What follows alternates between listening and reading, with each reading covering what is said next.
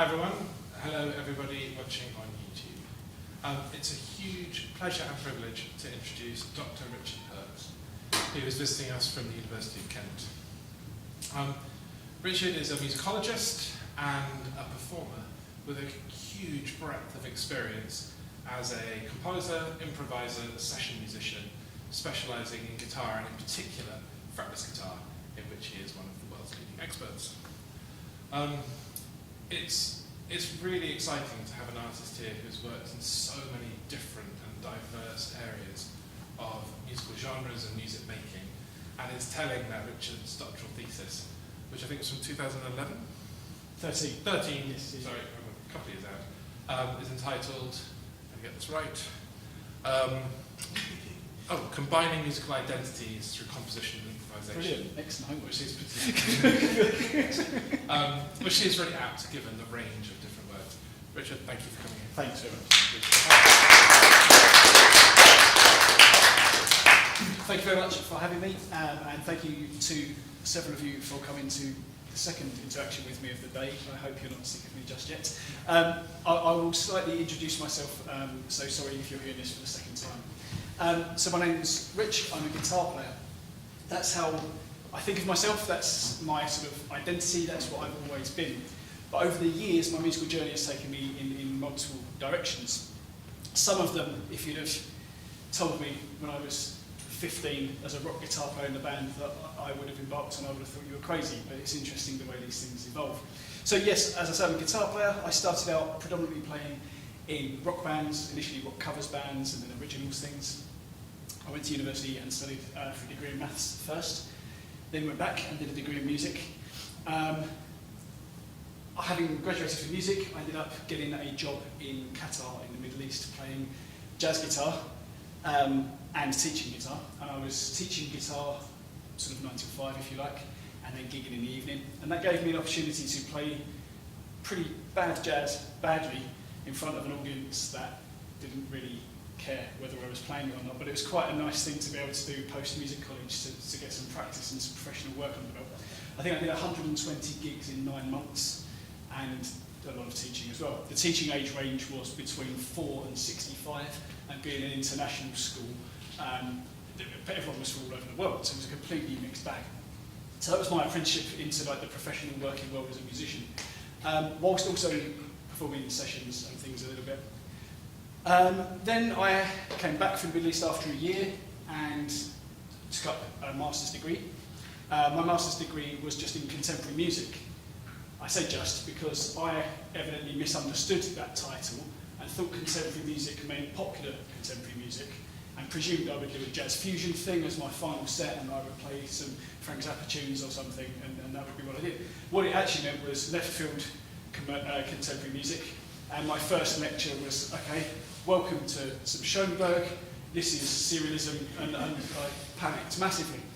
Fortunately, it was one of the best accidents that ever happened because it completely opened my mind and musical journey to places and musics that I was completely unaware that existed.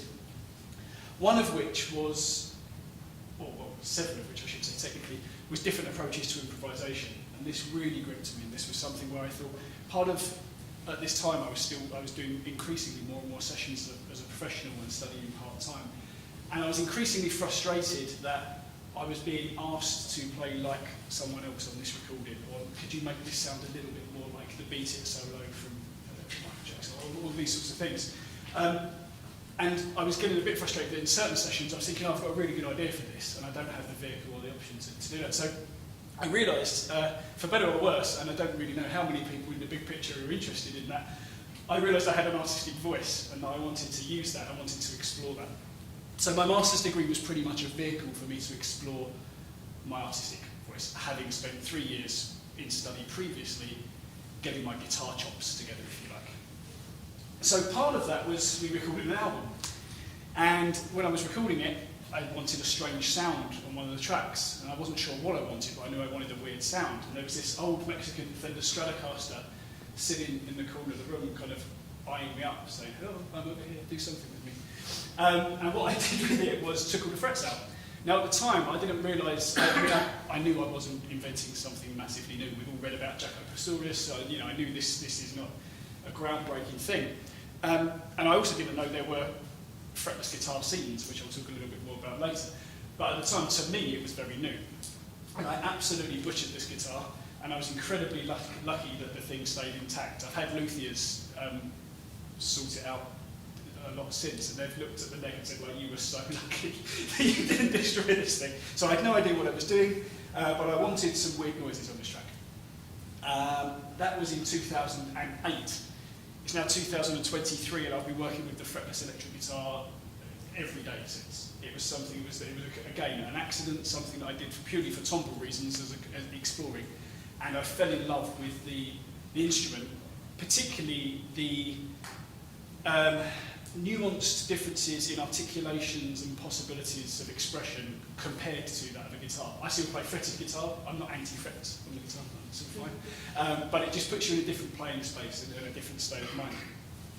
Whilst all this was happening, I was I undertook and completed my PhD, which, as Larry mentioned very brilliantly, it was combining musical identities through composition and improvisation. It was essentially a composition portfolio, but it was kind of pre-PAR days when that was a legitimate thing. But it was when it basically investigated the process of working with musicians from different musical backgrounds and how I can use their improvisatory palette, if you like, or their style or their voice as a compositional force, and how that balance changes in different situations and circumstances.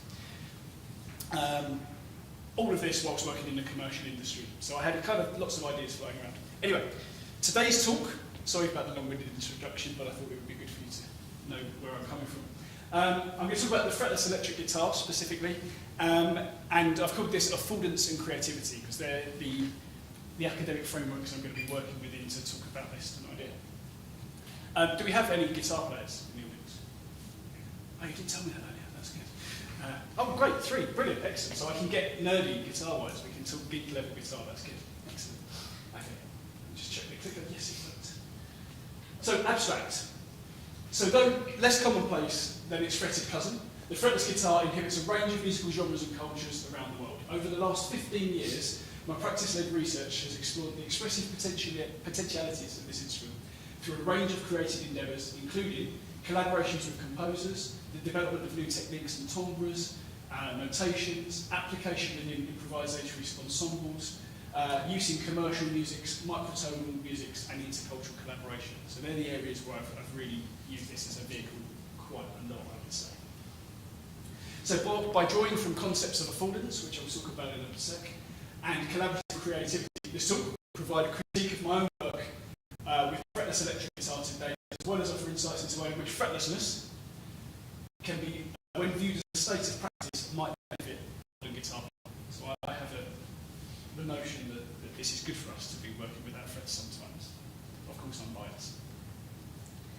So these are the ongoing research questions. Now again, I know we've got postgrads here, and for anyone watching, research questions for me are often in a state of flux, especially a project that's ongoing, and especially I've been working with this instrument for 15 years. So my research questions 15 years ago probably weren't even research questions, they were probably more practical wonderings and things I was just trying to figure out on the guitar.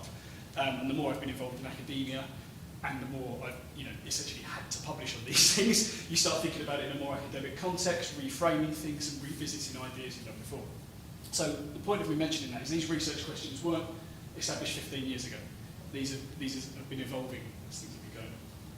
But ultimately, is to what extent can guitar techniques be adapted and or advanced to reveal the expressive potential of the fretless electric guitar? So with the fretless guitar, again, we can talk about this more later, but there's no orthodox method. There's no one if you want to learn to play the guitar, there's a million books. If you want to learn to play the cello or the violin, there's probably 100,000 books. But there's no fretless guitar way of teaching an instrument. I don't know anyone that's ever learned their first musical instrument, which was a fretless guitar. It's not a sort of known force on its own. What role might technological augmentation, including the use of effects or EBO or electronic manipulation, play in this, in the discovery of new sounds and ideas? Which performative contexts, creative environments and collaborative processes best yield or provoke these developments? So it's all well and good me sitting at home and jamming and finding new sounds and new ideas to me, but is that the best environment for me to discover and exploit these devices? And how can new timbres and techniques be disseminated to the wider musical community so that the fretless electric guitar might become a serious independent musical force? Now again, this ties in with the research side of things much more, because this is something that, you know, I would love it to be the case where people were commissioning me, ideally, but someone to play their fretless guitar pieces, you know. I think it's a force that's not really known, certainly from a Western perspective. It's not a sort of force people write for. We're only just getting to the point where classical composers are including electric guitar, really. It's only been the last 30 years or so. So affordance. Let's talk a little bit about some definitions. So Gibson introduced the term affordance, suggesting that the affordance of anything is a specific combination of the properties of its substance and surfaces taken with reference to an animal. What that means really, and it's generally, this term has been interpreted in a bunch of different ways, but essentially, affordances are possibilities for action provided to an organism by its environment. Now that environment could be made up of the substances, surfaces, objects, other people, objects, animals in that environment as well. So the affordances are possibilities of action provided by a thing. For instance, a stone or ball may afford throwing, a large rock or chair may afford sitting, so we might say that that ball has throw ability. So it affords a verb to throw it, but its affordance is throw ability. And such a chair may be said to have sitability. We're not going to be talking about chairs, it's all right, this is just a good concept. A bit later, building on this work, Shaw and Turvey introduced the idea of effectivity to complement affordance, such that the effectivity of an animal, or human, is a specific combination of the functions of its tissues and organs taken with reference to the environment. So it's almost the converse. And what that means in layman's terms is, if I had a tiny chair, I wouldn't be able to sit on it, I'd be too big for it. So that chair doesn't afford me sitting, but it would afford a small child sitting. So affordance is actually a relationship between object and organism. And both the properties of the object and the organism have to be sufficient for that action possibility to occur. Otherwise, it can't happen. Which Windsor and de Bézinet, excuse me if I said that wrong, explain here. I love this definition for this. So the mutual relation between organism and environment is encapsulated in the affordance in the following way. Affordances are dependent on the structure of the organism. This structure has been referred to as the organism's effectivities, its size, shape, muscular structure, movement capacities, needs and sensitivities that make action in the environment possible. A rock which afforded throwing to an adult might be too massive to do so for an infant who does not have the appropriate muscular strength. As a child grows and becomes stronger, a rock that may have previously been unliftable may now afford throwing. So I'm just trying to get this concept across of the relationship between the two entities. Don Norman, who is an expert in design, took this a little bit further, and in his, I say revised definition because there was this whole controversial thing where he mentioned affordance in around 2000. Most of the design industry misunderstood what he meant and started using the term completely differently, and there's this whole different interpretation in design now that is not quite the same thing. So he revisited this in 2013 and said, no, what I actually meant was this. So he says that an affordance is a relationship between the properties of an object and the capabilities of the agent. So for me, that's the important bit. It's not just size, shape, strength, and all the sort of more biological, ecological factors. It's actually your capabilities, which could be capacity of thought, comprehension, all of these sorts of things, that determine just how the object could possibly be used. The presence of an affordance is jointly determined by the qualities of that object and the abilities of the agent that is interacting. So if we start applying this to musical instruments, I'm sure already we're thinking of different affordances and different ideas. So we can define a musical instrument, this is my definition by the way, sorry if anyone disagrees, as an object that may, in the hands of an appropriate agent, function as a medium for sound-based expression and creativity. Whether separated by type or variant, one musical instrument, or any piece of music-making equipment for that matter, is distinguishable from the other in terms of its respective physical form, material properties, and the sonic possibilities it facilitates. So if you've got a saxophone made of plastic versus a saxophone made of brass, they will have a different tonal quality because their material build is different. However, they may have the same key structure, so you may be able to physically play the same things. If we are talking about a nylon string guitar versus a steel string guitar, they are separated by a type. They are a different type of guitar. A classical guitar, for example, has a less accessible higher register. So as an affordance, there are certain things you can do on an electric steel string guitar that are different. You know, so there are differences even in something that might be considered very similar or even the same guitar. Of course, this can be really nuanced. You can start saying, well, actually, if I played a Fender Stratocaster compared to the Gibson Les Paul, this has a different sort of cutaway, so I can get into a different hand position. And so there's all these different things that separate one musical instrument from another. Again, Windsor Debesniak suggests that musical instruments come to embody the affectivities of their users and possess inbuilt affordances, and as such affordances in turn may create selective pressure on the behaviour of individuals, inviting, sustaining and also restricting certain bodily actions or action consequences in the case of music sound creation. So, for example, if we saw a piano with a chair, unless you're doing a 50s rock and roll thing, it's highly unlikely we'd put our hands on the seat and play the piano with our feet. Generally, the way this has been designed and the way it's been built is with our affordances in mind. We are a creature that can sit in a position and therefore our hands can be put in a certain place. The width of the keys, the positioning of the keys, this has been designed with the affordance of this machine in relation to the general human user in mind. Right? So that is what I consider like an inbuilt affordance. But conversely, they remind us that musicians go to great lengths to overcome bodily and instrumental constraints in order to achieve particular aesthetic and or functional goals. In this process, musicians change their activities through the development of new perceptual sensitivities and levels of motor complexity. So we'll talk about some examples of that, I think, yes, so, affordances of musical instruments and fretless guitar. There's a link to a paper there. There's some references at the end, and I can send you through the slides, Larry, if that's useful with the references. So, most musical instruments exist as a product of careful design, like I just said about the piano. That is, with the facilitation of specific functionalities in mind. So we might call these intended affordances. This thing has been built with an intentional affordance. The keys on a saxophone are positioned in a certain place because we are intending someone to hold it in a certain way and play it in a certain way.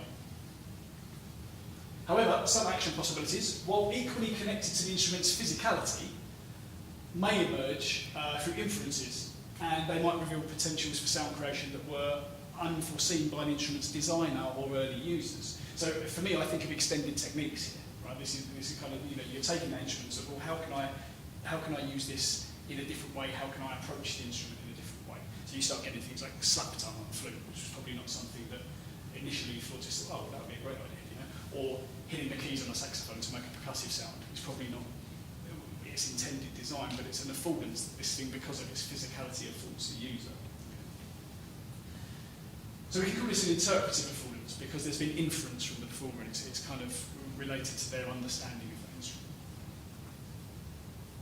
For simplicity, and because it would have meant a whole new section in the chapter when I didn't have the word count, I decided to call all of these affordances inherent affordances because they're inherent to the object. It's important to point out, too, that performers may modify instruments. And this opens up a whole different discussion about quiddity and hexaity. So quiddity meaning like the type of instrument. Is this a nylon string guitar? Is it a steel string guitar? I'm going to increasingly go into guitar work here, sorry. Is it half-size guitar, whatever. And then hexaity, which is a similar concept, but really involved with the thisness of the object. So not is it a nylon string guitar, it is my nylon string guitar. And my one has a dodgy fret on fret 7, which makes a buzzy sound. Yours doesn't. So then there's that whole conversation of how this guitar might afford something different to that guitar, even though they're the same object. So it's important to talk about individuals. They modify instruments, they add different bits of equipment to augment the sound and change the sound, creating potential. And when they're doing that, what they're really doing is creating a different set of affordances linked to that instrument in musical terms. So by virtue of its characteristic physical form, as in there are no frets, the fretless guitar must possess distinctive inherent affordances separate from the guitar. The fretted guitar, I should say. The fretless electric guitar adds further exploratory potential by allowing us to take the affordances of this thing with no frets and combine them with the affordances of different effects, pedals, or links to laptop, or whatever it might be, which in and of themselves have their own affordances. So you get this kind of relationship between all of these things interacting.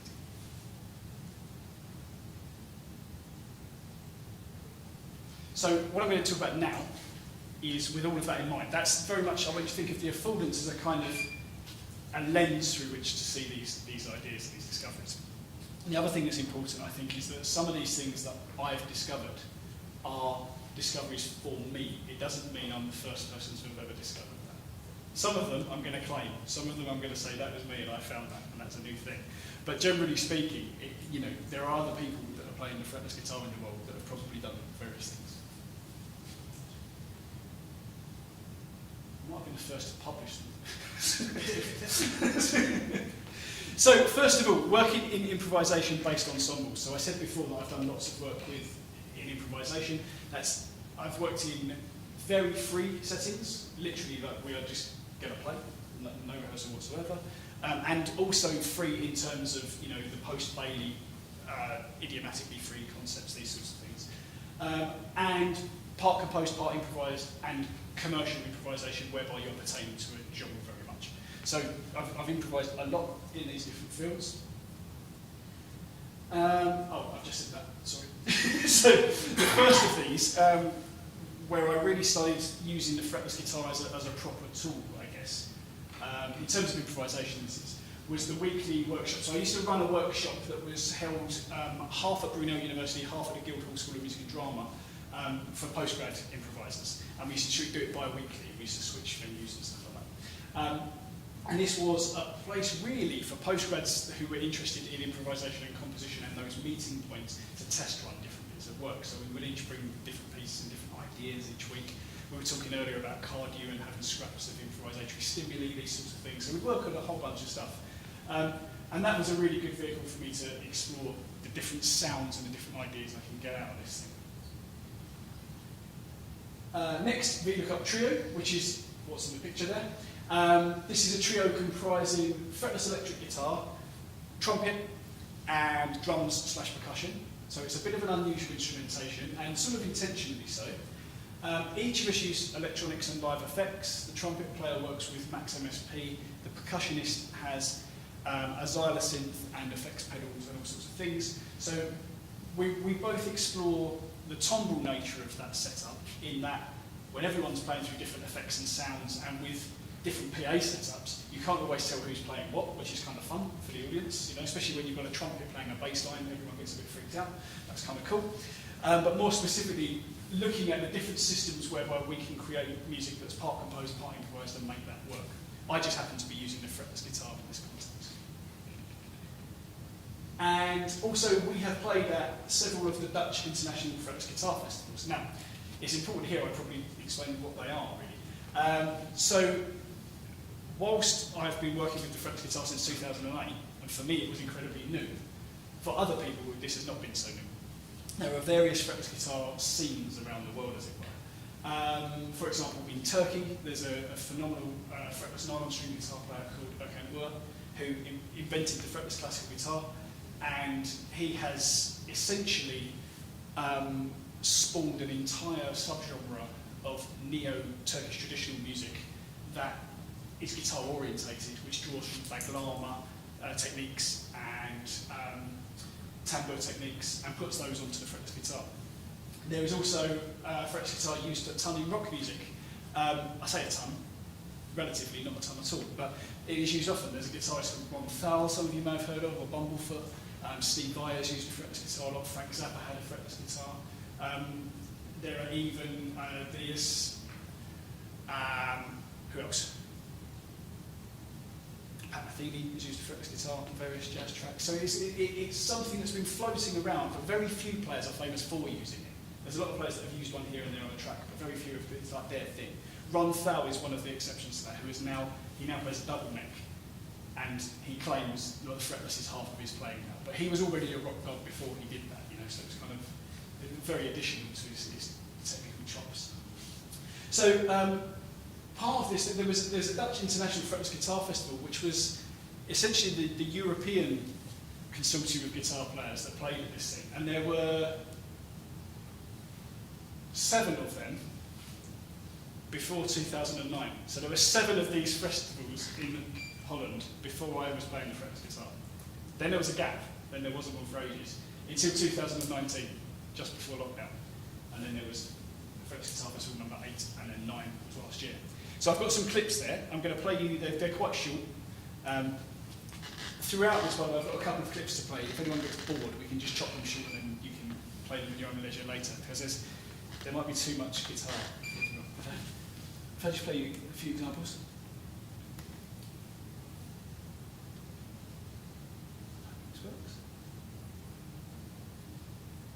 Stop right now if you're a woman or a man over the age of 40 and you struggle with your weight. How does it know? Because the next sentence,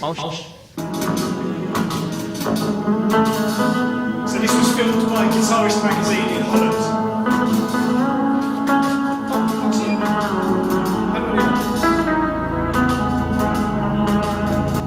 Is there a way, sorry, is there a way I can put that on there? I think if you press escape and come out of your... Oh, okay, let's do that. Sorry, guys.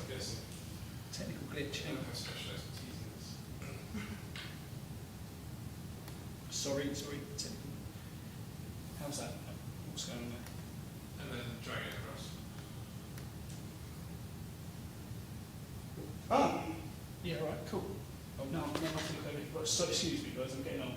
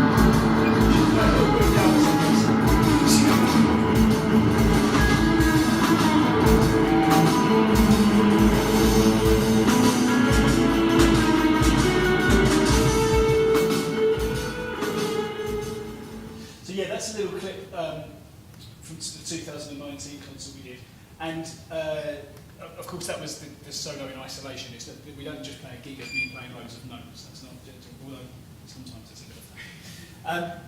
So what I'm going to do, if I can deal with the computer, is get the next one up. This was more recently. Oh no. Sorry, guys.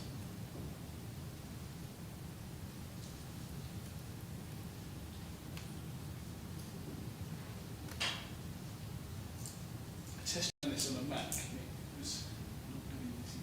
Okay, right, so that should work now.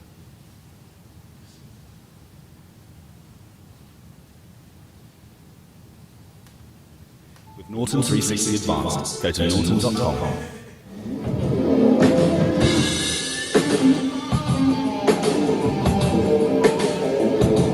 I also own one outfit.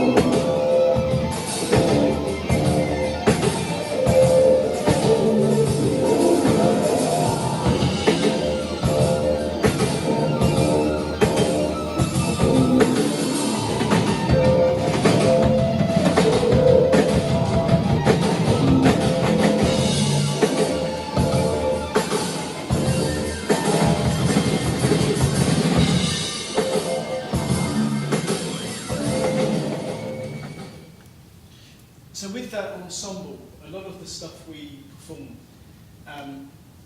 is based on musical information that doesn't take up more than a page. So there's usually just a couple of little ideas, and then we develop the pieces from that. Some of those change loads from performance to performance. Some of them, we've over the years almost built a bit of a structure and a framework. We know that once someone plays this motif, we'll move on to the next section and so forth. But in terms of musical content, there's probably nothing that's longer than 4 bars of sort of normal musical information, if you like.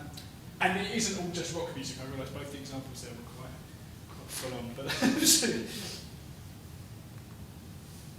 oh, look at that! That's my PowerPoint. Yes. So the other thing I've done quite a lot of work on over the years, in different capacities, is intercultural performance projects. I know that's a broad term, and I know that encompasses a lot of stuff. So I'll talk about each one briefly. Predominantly working with Middle Eastern and West Asian musicians, including working with different microtonal systems, drawing from oud, setar, tar performances, and combining different approaches to improvisation and articulation. So that's both improvisatory techniques and also the sorts of things you play at a particular time within certain melodies. So it's the musical structure and frameworks as much as the sounds and the techniques. So first one I'll play you a little bit of this. This was an artist, Ali Azimi. He's a very famous Persian pop rock artist, and I played on, I think, 3 albums and 2 world tours with Ali over the years, and actually with the same drummer from the trio you just saw. And in one of his songs, which I'll show you a link to, I won't play all of it, I'll just play you a few bits, he wanted a really hard, heavy metal tune, which was not the style of the band at all, but he wanted a heavy metal tune, and it's based on the Persian traditional wedding dance, which is something that I was not familiar with at all. But it has various microtonal inflections. This is the sort of thing, if anyone of Persian heritage hears this, they'll go, oh yeah, everyone knows this. And I've seen this happen live, everyone get really excited about it. But it was a great excuse for me to say, hey, I've got a fretless guitar I can use on this track. Should we use it? And attempt to incorporate some of the microtonality, and also in the guitar solo, whilst it's full on shred, I tried to make it sound a little bit like a zorna, which is a wind instrument in the Middle East. It's got a really raspy sort of sound, and I tried to sort of nick some of the articulations from that. So I played a couple of little bits. This track starts sounding incredibly Western, and then in the middle gravitates more and more towards the Persian style. I'll try and do this without making a mess of this.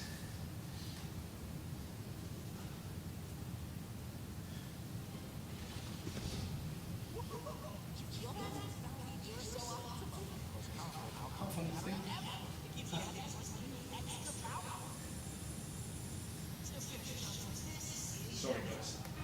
Duracell Optimum, our next generation of power. This is just audio. This one.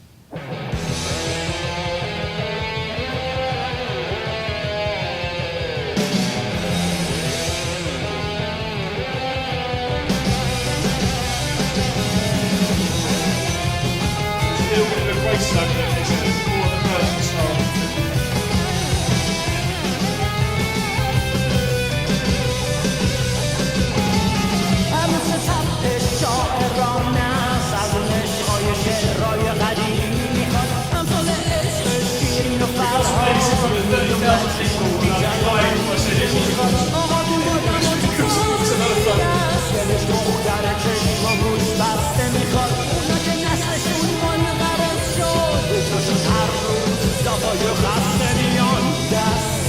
That's the gist.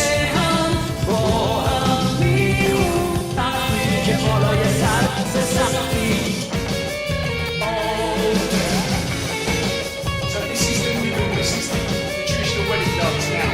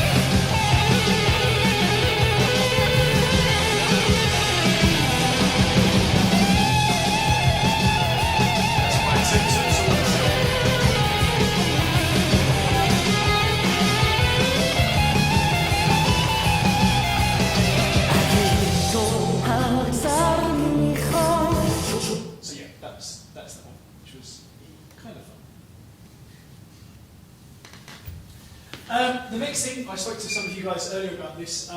In 2017, I was commissioned by an organisation called Diaspora Arts Connection in San Francisco to lead an intercultural collaborative project with 2 Persian and 2 Syrian musicians. Now, to keep this short, the project was I would be working with 4 professional musicians. That's all I knew is that they were professional and I knew the instruments they played.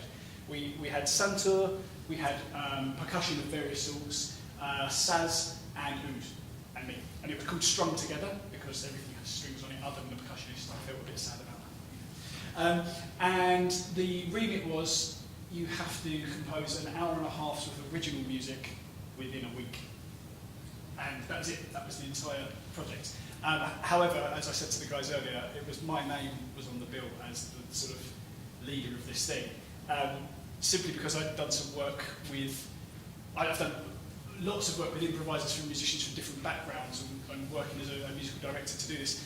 So yeah, it was quite scary. I was saying to the guys earlier, I was on the plane scribbling random contingency plans, thinking, oh God, what if this happens? What if this, I've got no idea. And it cost about, I think $15,000 in total to put this project on. So it had to be a product at the end of it. It was pretty good. So I've got a little mini show reel of that. It's not endless clips of me playing mad solos, but there's a bit of a show reel to give an overview of this. And then I'll move on to talking a bit about some of the techniques.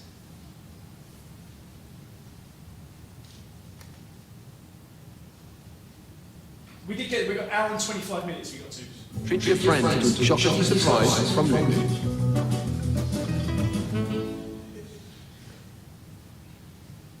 Oh, and I must apologise. Very unfortunately, the cameraman tyre blew out on the intersection, and so we had an iPhone recording in the end, which was really quite upsetting. So sorry about the quality.